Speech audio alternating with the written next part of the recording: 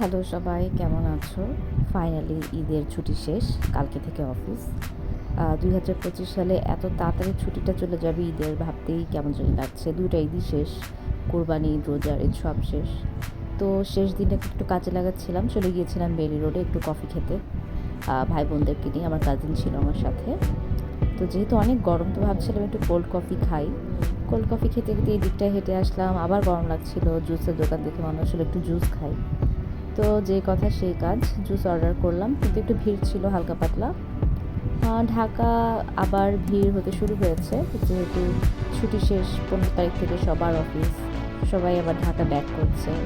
বেশ কয়েকদিন খালি ছিল ঢাকা, ভালোই লাগছিল, কোনো জ্যাম ছিল না। আবার জ্যাম শুরু হবে অফিস শুরু হলে।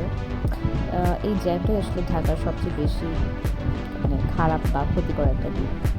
তো এই তো জুস আমাদের রেডি হয়ে গেল কথা বলতে বলতে। তো জুস খেলাম, একটু জুসের স্ন্যাপ নিলাম, এই যে আমরা ভাই বোনেরা মিলে।